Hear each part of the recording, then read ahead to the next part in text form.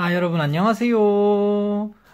민쌤의 아무 역사입니다. 대곡중학교 3학년 여러분들 우리가 온라인 개학 때문에 이렇게 얼굴은 선생님이 비추지 못하고 손과 선생님 글씨로만 수업을 하게 됐는데요.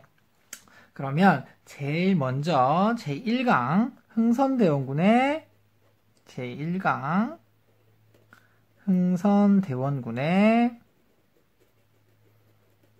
내정개혁부터 우리가 수업을 진행해 보도록 하겠습니다. 자, 흥선대원군의 내정개혁은 여러분들 우리 3학년 역사 2의 내용 중에서 가장 먼저 등장하는 내용입니다. 그렇다면 우리가 제일 먼저 흥선대원군의 내정개혁을 살펴보기 전에 과연 흥선대원군이라고 하는 사람이 어떤 사람인지를 먼저 알아봐야 하겠죠. 여러분들 그런데 여기서 생소한 단어가 하나 있을 거예요. 바로 대원군이라고 하는 단어일 텐데 대원군이 무슨 뜻이냐 하면 바로 왕의 생부, 즉 아버지를 의미합니다. 그런데 여러분들 선생님 이상한 게 있어요 라고 생각을 하는 친구들도 있을 거예요. 뭐냐면 우리가 일반적으로 왕의 아버지는 누구다? 왕이다 라고 생각하기 쉽죠. 그런데 흥선대원군은 왕의 아버지임에도 불구하고 흥선왕, 흥조, 흥선, 종 이런 식으로 이름이 붙은 게 아니라 대원군이라고 하는 이름이 붙었다 이 말입니다. 그렇다고 하면 흥선대원군은 왕의 아버지는 맞지만 누구는 아니다? 그쵸, 왕은 아니다 라는 것을 우리가 알 수가 있습니다. 이야기가 조금 길어질 수 있는데 흥선대원군의 아들이 누구냐 하면 바로 고종이었어요. 고종인데 이 고종이 왕이 되었을 당시에 철종이 죽고 나서 아들을 남기지 못한 채 그냥 죽어버렸어요. 그래서 누가 왕을 해야 될까라고 하면서 친척들 중에서 왕을 할 사람을 찾다 보니까 고종이 즉위를 하게 됩니다. 고종이 즉위를 하는데 이때가 1863년이었어요. 그런데 고종이 즉위했을 당시에 고종의 나이가 너무 어렸기 때문에 스스로 정치를 할 수가 없었습니다. 그래서 바로 고종의 아버지였던 흥선대원군이 어떻게 됐다? 그렇죠. 정치적으로 집권을 하게 됩니다. 이러한 흥선대원군의 집권은 1863년부터 시작해서 1873년까지 약 10년간 이어지게 됩니다. 그러면 이 흥선대원군이 내정개혁, 즉 나라 안에 있는 정치를 개혁했다라고 하면 그 전에 정치가 어땠는지, 그 전에 조선의 상황이 어땠는지를 먼저 우리가 알아봐야 그 내용을 정리를 할 수가 있겠죠. 그래서 먼저 배경, 흥선대원군의 내정개혁의 배경에 대해서 살펴보겠습니다. 배경은요, 크게 대내적 배경과 대외적 배경으로 나눌 수가 있습니다. 대내적이라고 하는 건 조선 안에서의 상황, 그리고 대외적이라고 하는 건 조선 밖에서의 상황을 의미합니다. 가장 먼저 대내적 배경을 살펴보면요, 대내적으로 일단 정치적으로 조선은 세도 정치가 이어지고 있었어요. 무슨 정치라고요? 그렇죠. 세도 정치였습니다. 그러면 세도 정치가 무엇일까? 우리 노트에 한번 적어볼까요? 세도 정치. 여러분들 교과서와 올려진 학습지를 같이 참고해가지고 읽어보면 될 것 같아요. 교과서는 페이지 12페이지가 되겠습니다. 페이지 12페이지 참고해주면 되고요. 선생님이 올려준 학습지는 제1페이지를 참고하면 됩니다. 그러면 세도정치가 뭘까? 바로 세도 가문이라고 하는 사람들이 어땠다?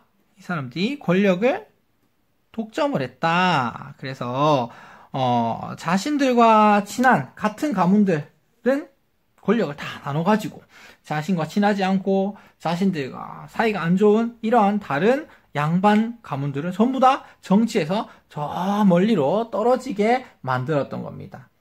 소수의 외척 가문이 비변사를 이용해서 정치 권력을 독점한 정치 체제라고 할 수 있어요. 그러면 이 세도 정치는 그 정치 체제 자체로서 되게 단단하고 아주 정상적인 정치 체제라고 할 수 있을까요?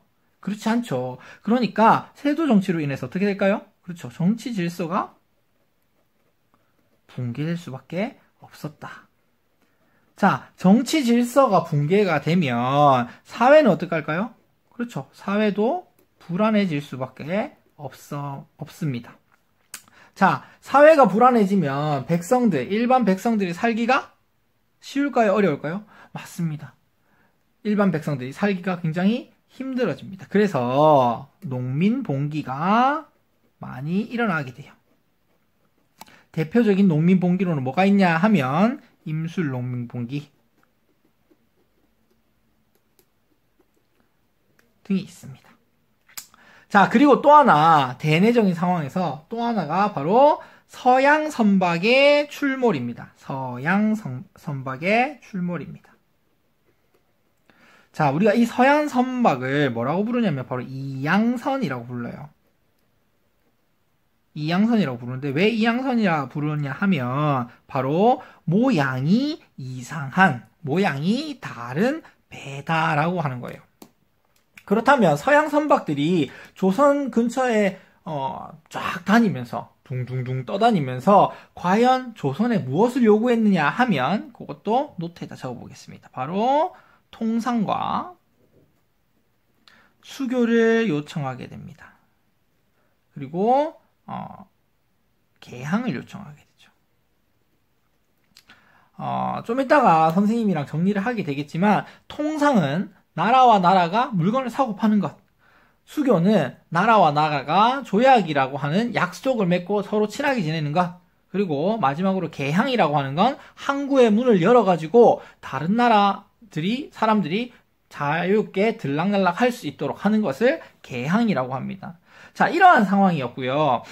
대외적 상황을 보면 크게 대외적으로는 조선의 주변 국가였던 청나라와 일본 두 나라의 예를 들 수가 있습니다. 먼저 청나라는요, 영국의 문호를 개방을 하게 돼요. 뭐 때문에요? 바로 아편 전쟁이라고 하는 전쟁에서 졌기 때문이에요. 반면에 일본은 미국의 문호를 개방을 하게 됩니다. 근데 전통적으로 조선을 포함한 동아시아 사회에서는요, 청나라와 일본, 조선 모두 다 나라의 문을 딱 걸어 잠그고 동아시아에 있는 청나라, 조선, 일본과 같은 나라들끼리만 교역을 했었어요. 그런데 발전된 서양에서 영국, 미국, 프랑스와 같은 다양한 나라들이 계속 문을 열어라, 우리랑 같이 놀자, 우리랑 같이 물건을 사고 팔고 조약도 맺고 항구를 개방해서 우리 자유롭게 드나들면서 그렇게 친하게 지내자라고 주장을 하니까 청나라와 일본도 처음에는 거부를 했었죠. 그런데 영국, 프랑스, 미국과 같은 발전된 자본주의로 인해서 발전된 서양의 열강들에 의해서 강제로 문을 열 수밖에 없었습니다. 자, 그렇다고 하면 조선은 아직 문을 안 열었어요. 그런데 주변에 친하게 지내던 나라인 청나라와 일본이 영국과 미국에 의해서 문호를 개방하게 했다라는 사실은 조선에게 어떠한 느낌을 심어줬을까요? 그렇죠. 서양에 대한 위기감이 어떻게 될까요? 증가하게 되겠죠. 이러한 상황이었습니다. 흥선대원군, 즉 아들인 고종이 즉위를 해서 흥선대원군이 권력을 가지고 정치를 해나갈 당시에 배경이 어땠다고요? 바로 대내적으로는 세도 정치로 인해서 사회가 불안했고요. 그 다음에 서양 선박 이양선이 출몰해서 자꾸만 통상과 수교 개항을 요구했습니다. 더불어 조선 외에 옆에 친하게 지내던 청나라나 일본은 영국과 미국에 각각 문호를 개방을 했다라는 것 때문에 굉장히 서양에 대한 위기감이 올라가고 있었다라는 것까지 여러분들 살펴보면 되겠습니다.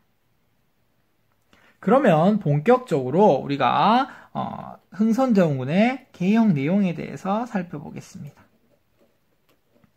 자, 흥선대원군의 개혁 내용을 살펴보기 전에 가장 큰 흥선대원군이 이 나라를 새롭게 한번 만들어 봐야겠다라고 했을 때 큰 목표가 두 가지 있었어요. 그게 무엇이냐 하면 바로 왕권 강화와 민생 안정입니다. 자, 왕권 강화는 당연히 어떤 정치에 대한 개혁일까요? 그렇죠. 세도 정치에 대한 개혁이었습니다. 왜냐? 세도 정치는 아까 선생님하고 얘기했듯이 소수의 세도 가문들이 자신들이 권력을 독점해가지고 왕까지 쥐락펴락하는 그런 상황이었기 때문에 왕의 아버지였던 흥선대원군 입장에서는 이 세도 가문들을 어떻게 하고? 그렇죠. 세도 가문들을 어떻게 한다? 힘을 약하게 하고, 세도 가문의 힘을 약하게 하고 곧 왕권을 어떻게 합니까? 상승시키는 것을 목표로 하고 있었다라고 할 수 있습니다. 그래서 제일 먼저 이제 개혁에 착수했던 게 뭐냐 하면 정치였어요. 정치적인 개혁을 진행하게 됩니다. 정치적인 개혁에서 가장 먼저 시행한 건 바로 세도 가문을 어떻게 했다? 축출했다. 축출했다고 하는 건 멀리 쫓아내버렸다는 뜻이에요. 정치적으로 멀리 쫓아냈습니다. 당시 대표적인 세도 가문이 누가 있었냐면 안동 김씨 세력이 있었는데 이 안동 김씨 세력을 축출을 합니다. 그리고 안동 김씨 세력들만 기존에 높은 관직을 차지하고 좋은 자리를 차지했던 거에 비해서 이제는 능력에 따른 인재를 등용하는 정책으로 바뀌게 됩니다. 어떻게 보면 굉장히 큰 개혁 정치라고 할 수 있겠죠. 그리고 바로 이 세도 가문들이 자신들의 권력 기반으로 삼았던 비변사를 폐지하게 됩니다. 이 비변사라고 하는 곳은 조선 후기에 좀 힘이 세진 곳인데 이 세도 가문들이 자신들 친한 사람들만 전부 다 비변사를 차지하고 자신들만 높은 권력을 가지게 된 거예요. 그래서 흥선대원군이 봤을 때 이 비변사는 꼭 없어져야 될 그런 기관이었죠. 그래서 이 비변사를 폐지하고 원래 조선 초에 큰 권력을 가지고 있던 최고 권력 기구인 의정부의 권한을, 기능을 부활시키게 됩니다. 자, 여기까지 살펴봤고요. 또 하나는 대전회통이라는 책을 하나 만들게 됩니다. 대전회통을 편찬하게 된다. 자, 이 대전회통은요, 무엇이냐면 법전이에요, 법전. 즉, 나라를 잘 다스리기 위한 새로운 필요한 법들을 싹 정리를 해가지고 법전을 만들었습니다. 자, 대전회통을 통해서 법전을 만들었다는 것은 무엇을 의미할까요? 그렇죠. 통치체제를 어떻게 한다? 새롭게 정비했다라고 볼 수가 있겠죠. 자, 여기까지가 정치적인 내용이라고 할 수 있습니다. 정치적인 내용이라고 할 수 있어요. 그 다음에 두 번째로는 경제적인 내용이 있습니다. 자, 경제적인 내용은요, 우리가 앞에 위에 개혁 내용의 가장 큰 모토 중에 하나였던 민생 안정이라고 볼 수 있습니다. 민생 안정책이라고 하는 건 백성들의 삶을 조금 더 안정적이고 살기 좋게 만들어 보겠다라는 내용이었는데요. 그 내용은 다음과 같습니다. 첫 번째, 토지조사를 실시합니다.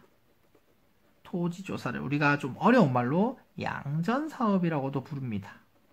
토지조사, 양전사업을 실시를 해서 숨어있는 토지들, 세금을 내지 않는 숨어있는 토지들의 세금을 매기게 되면서 전세, 즉 토지세에 대한 수입을 증가시켜서 안정적으로 세금을 거두려고 노력했고요. 그 다음에 또 하나는 호포제가 있습니다. 호포제를 실시했다. 자, 호포제는 무엇이냐 하면 집집마다 포를 내게 하는 제도라는 뜻이에요. 옆에다 한번 적어볼까요? 호포제. 조선에서도 군대에 갔겠죠. 조선에 군대에 갔는데 조선에서는 군대를 가야 할 성인 남자들이 군대를 가는 대신에 군포, 즉 옷감을 1년에 2필, 1필 이런 식으로 내도록 되어 있었어요. 그런데 이 호포제가 실시되기 전에 군포는, 즉 군역을 담당하는 사람들은 양인으로 되어 있었지만 다 일반적인 백성들, 평민들만 세금을 냈었어요. 그런데 이 호포제는 집집마다 포를 내도록 했기 때문에 양반 가문에도 어떻게 했다? 그렇죠. 양반도 뭘 낸다? 세금을 낸다라는 내용이 됐던 거예요. 그렇다고 하면 이 호포제는 양반들은 좋아했을까요? 당연히 안 좋아했겠죠. 반면에 백성들은 어땠을까요? 일반 백성들은? 그렇죠. 양반들이 같이 세금을 내주니까 세금 부담이 줄어들었으니까 당연히 백성들은 좋았을 겁니다.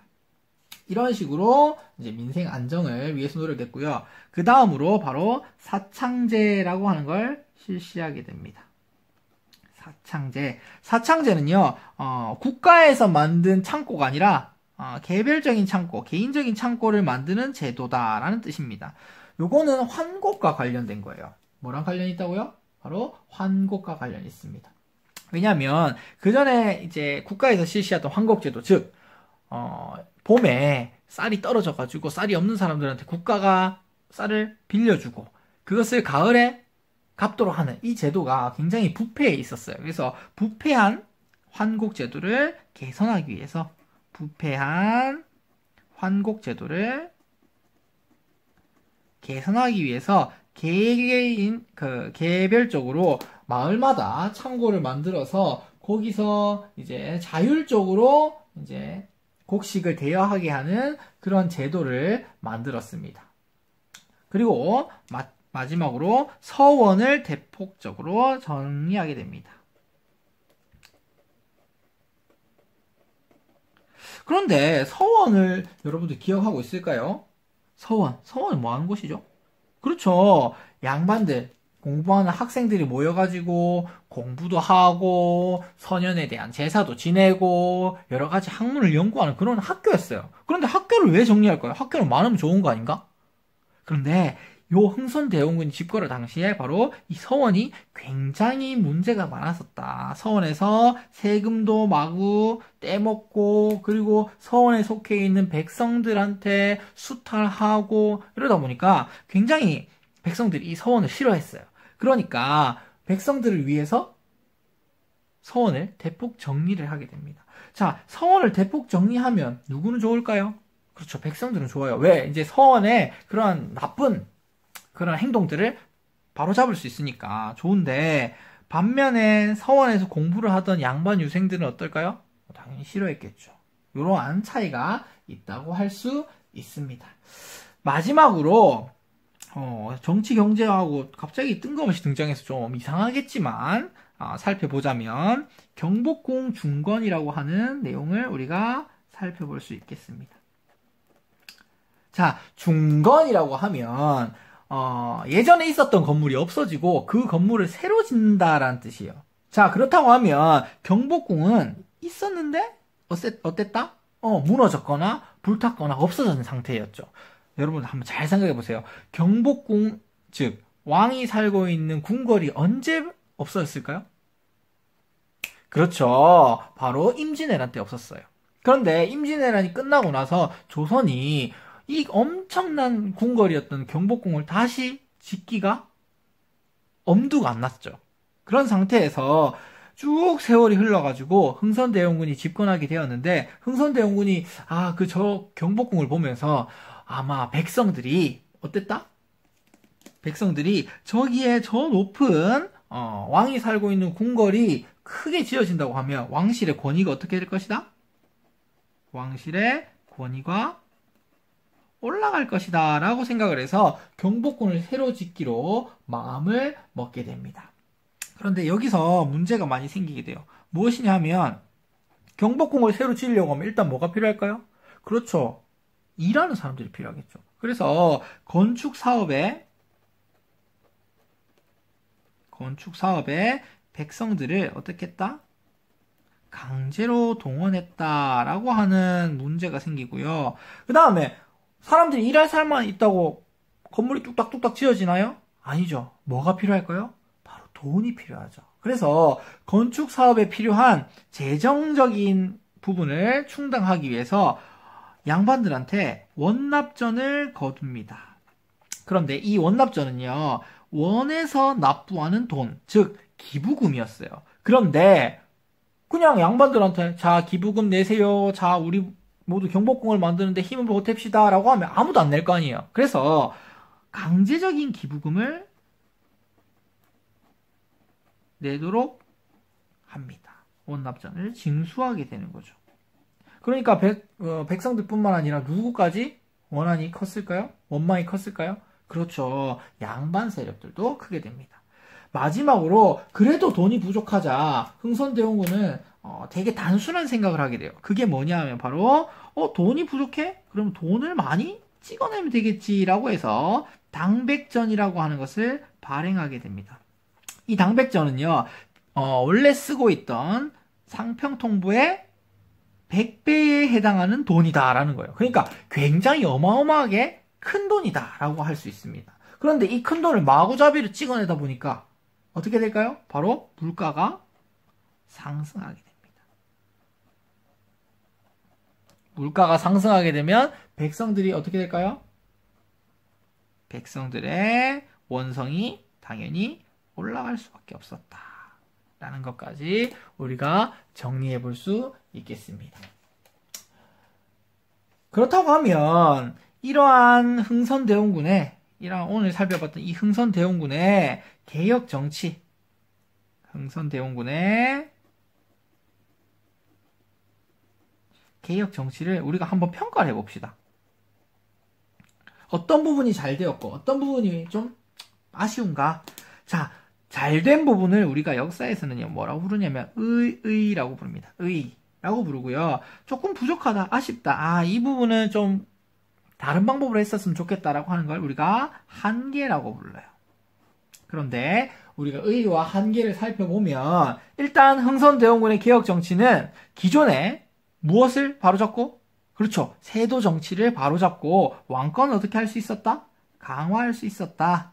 그리고 민생 안정책을 여러 가지 실시함으로써 그런 부분을 바로잡을 수 있었다. 민생 안정을 하는데 도움이 되었다라고 하는 것을 알 수가 있습니다. 반면에 이 부분은 좀 아쉽다라고 하는 건 뭐가 있을까요? 그렇죠. 다른 나라들, 지금 엄청나게 빠르게 성장하고 있는 서양의 국가들은 국민이 중심이 돼가지고 여러 가지 새로운 민주주의 그리고 새로운 자본주의와 같은 새로운 정치 체제 그리고 사회 체제가 등장하고 있는데, 반면에 흥선대원군이 좋은 나라를 만들어야겠다, 살기 좋은 나라를 만들어야겠다라고 하는 건 여전히 어떻다? 전통적인 정치 질서에 머물 뿐이었다라는 것이 아쉬운 부분이라고 할 수 있습니다. 자, 여러분들, 선생님이 오늘 좀 많은 내용들을 여러분한테 얘기를 해줬는데요. 요 내용들이 사실은 가장 기본적인 내용이라고 할 수 있습니다. 여러분들 교과서 12페이지에 보면 호포제에 대한 설명, 그리고 사창제에 대한 설명, 그리고 당백전, 마지막으로 밑에 역사 읽기 경복궁 타령까지 자료들이 많이 나와 있는데요. 요 자료들을 여러분들이 함께 보고 정리를 하기 바랍니다. 그리고 학습지에 선생님이 정리한 요 간단한 내용보다 조금 더 많은 내용들이 있으니까 요것을 함께 정리를 해가지고 여러분들이 숙지를 해두면 좋을 것 같아요. 그래서 선생님이 나누어준 양식을 같이 올린 활동지에 요 내용을 가지고 여러분들이 개인적으로 내용을 한 번 더 정리를 해보고, 그 다음에 선생님이 또 링크를 달아놓은 형성평가를 한번 잘 풀어본 다음에 전송을 할 수 있도록 그렇게 합니다. 여러분들 첫 시간 수업 듣느라고 너무 고생했고, 우리 또 개학해서 얼굴 마주 보면서 수업을 할 수 있는 그때까지 민쌤의 아무역사 같이 잘 들으면서 수업 잘 따라오기 바랍니다. 자, 오늘은 여기서 마치겠습니다. 안녕.